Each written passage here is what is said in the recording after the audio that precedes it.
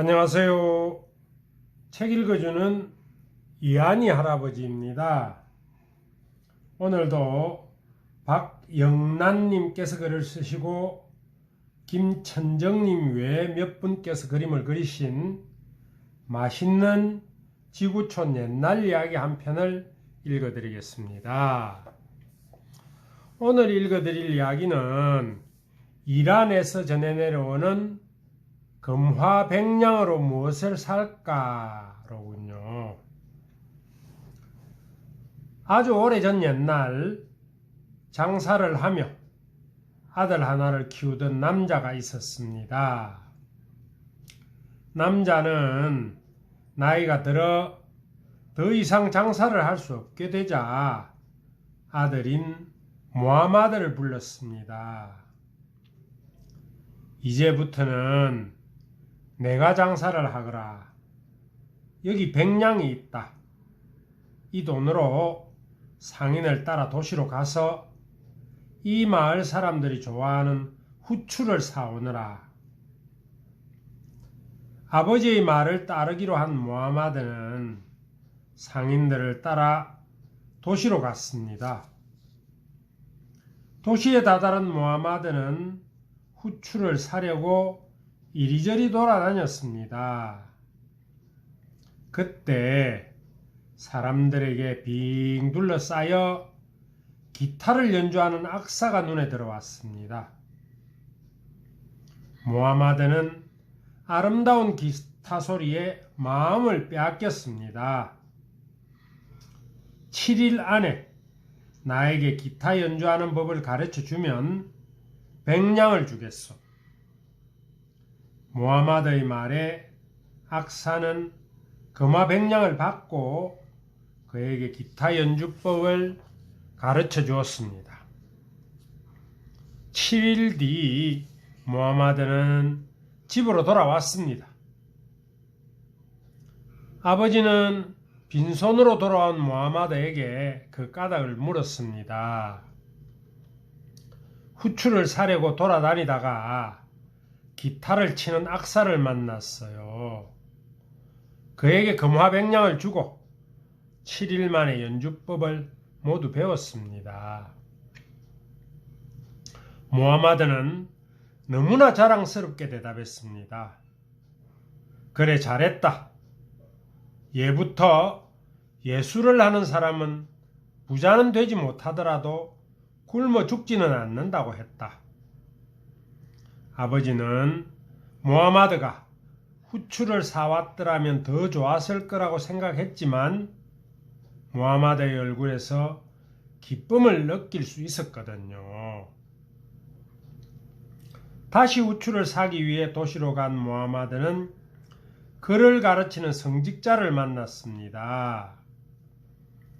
백냥을 줄 테니 7일 동안 글을 읽고 쓰는 법을 가르쳐 주시오. 무하마드가 글을 배워 돌아오자 이번에도 아버지는 잘했다며 칭찬을 했습니다.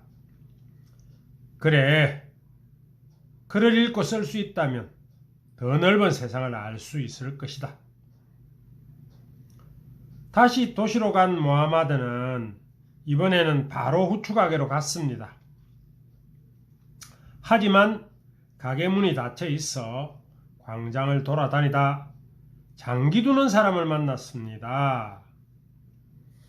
백냥을 줄 테니 7일 동안 나에게 장기 두는 법을 가르쳐 주시오. 물론 무하마드는 7일 만에 장기 두는 법을 배워 집으로 돌아왔습니다. 아버지는 이번에도 무하마드를 탓하지 않았습니다. 그만큼 무하마드를 굳게 믿었기 때문입니다. 하지만 무하마드는 자신이 자꾸 아버지를 실망시키는 것 같아 부끄러웠습니다. 아버지, 저를 차라리 노예 상인에게 파세요. 당연히 아버지는 그럴 수 없다며 펄쩍 뛰었습니다. 그러나 무하마드가 끈질기게 졸라대자 하는 수 없이 그를 노예 상인에게 금화 백냥을 받고 팔았습니다. 물론 아버지는 이번 일도 무하마드에게 좋은 경험이 될 거라고 생각했습니다. 무하마드는 상인을 따라 장삭길을 떠났습니다. 그러다 사막 가운데 있는 어느 깊은 우물에 이르렀습니다. 물이 안 보이는군. 자네가 우물 속으로 내려가 물을 길어오게. 무하마드는 허리에 밧줄을 묶고 커다란 물동이를 가지고 우물 속으로 내려갔습니다. 그런데 우물 바닥으로 내려가던 무하마드가 갑자기 소리를 질렀습니다. 상인어른, 여기 검은 보화가 쫙 깔렸어요. 상인은 무하마드에게 빨리 검은 보화를 위로 올려보내라고 했습니다. 무하마드는 검은 보화를 담은 물동이를 수십 번이나 밧줄에 묶어 위로 올렸습니다. 마침내 우물 바닥에 있던 검은 보화가 모두 위로 올라갔습니다. 그러자 상인은 무하마드를 그냥 우물 속에 두고 떠나버렸습니다. 우물 속에서 밖으로 나갈 방법을 찾고 있던 무하마드는 아까보다 훨씬 많은 검은 보화가 가득 찬 방을 발견했습니다. 그런데 그 한가운데 기타를 옆에 둔 마녀가 잠들어 있었습니다.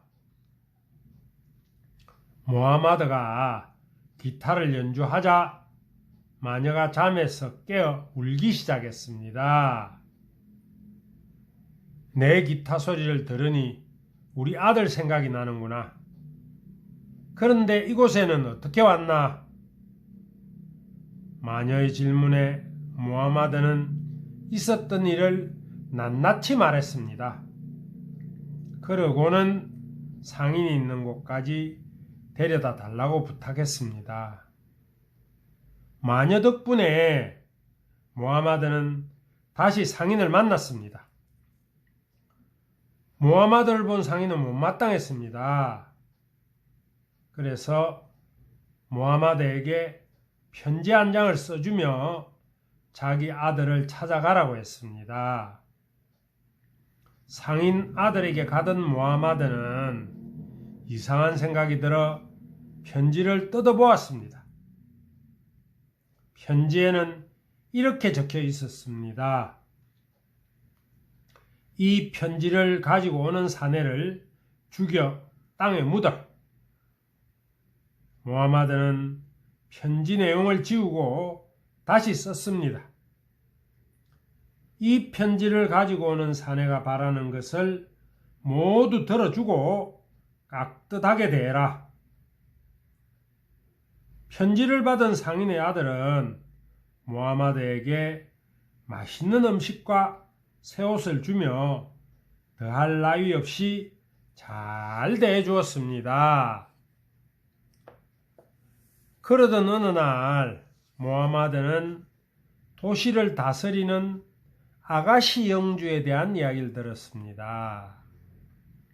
아가시 영주는 신랑감을 찾고 있는데 자신과 장기를 두어 이기는 사람과 결혼하겠다는 것이었습니다. 무하마드는 당장 영주가 사는 곳에 찾아가 장기를 두자고 했습니다. 그러자 아가시 영주는 조건을 내걸었습니다. 나와 5번의 장기를 두어야 해요. 당신이 4번을 이기면 나는 당신과 결혼하겠지만 내가 이기면 당신은 목숨을 내놓아야 해요. 무하마드는 좋다며 맞장구를 쳤습니다. 무하마드는 첫 번째 장기 시합에서는 영주에게 졌지만 그 뒤로 4번의 시합을 모두 이겼습니다. 마침내 영주와 결혼을 한 무하마드는 늙은 아버지를 모셔왔습니다. 아버지, 제가 영주와 결혼을 하게 된 건 모두 저를 믿어주신 아버지 덕분이에요. 모하마드가 아버지의 손을 꼭 잡으며 말했습니다. 그 뒤 모하마드는 아버지를 모시고 살며 아가씨 영주와 함께 도시를 훌륭히 다스렸답니다. 젊었을 때 배움을 소홀히 하는 자는 과거를 상실하고 미래에도 죽는다. 고대 그리스의 비극 시인 에우리피데스가 남긴 명언이라고 하는군요. 무언가를 배우는데 돈을 아끼지 않은 무하마드의 탐구욕이 그를 행복한 생활로 이끌었습니다. 우리도 배우고 익히는데 게을리하지 않았으면 좋겠습니다. 오늘도 할아버지의 이야기를 들어주셔서 고맙습니다.